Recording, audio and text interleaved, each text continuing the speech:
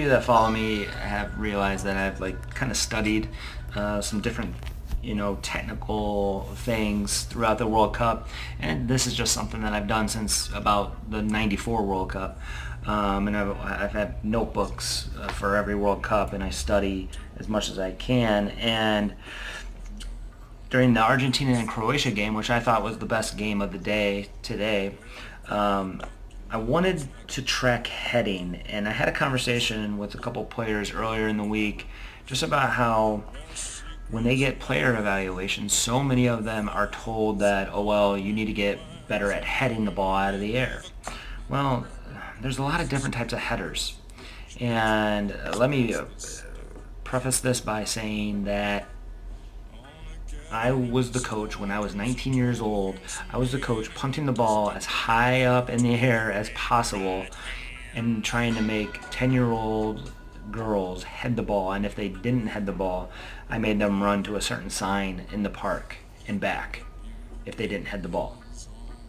14 years later, I've learned that there's more important things than just winning the ball out of the air off of a goalkeeper punt.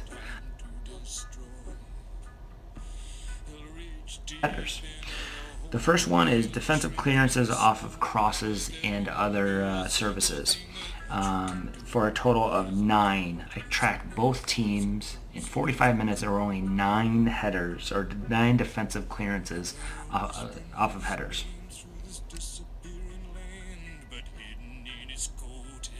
Is most worked on at the youth level is, like I said about what I did to my players back in the day, punts, goal kicks, and other goalkeeper services.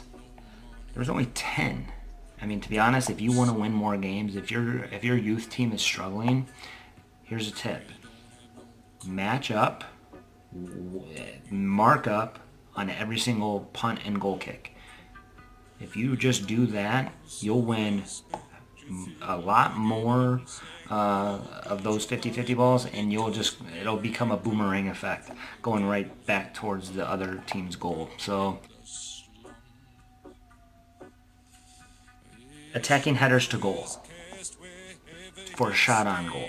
You would think that we work on that all the time. We work on crossing and heading the ball to score a goal. There was only 1 attempt on goal in that entire first half with somebody's head. It's crazy.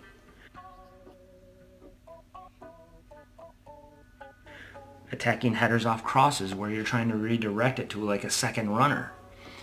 Only 1. The entire first half. And then there were flicks. Flicks, just like balls up in the air and you're just trying to flick it onto an onrushing player or a teammate. There's 4. But the number 1 types of headers in that first half was possession headers. Or you're just trying to pass the ball with your head to a teammate that's under about 10 yards. Most of these were under 5 yards.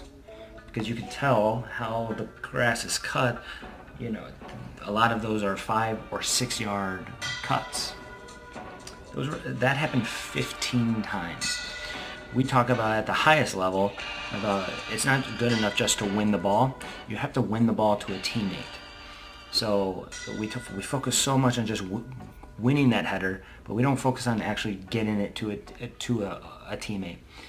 And we're talking 5 to 10 yards. We in America, we focus on heading, and we want to be able to clear the ball 15 to 20 yards. No wonder why they banned it at the youth level.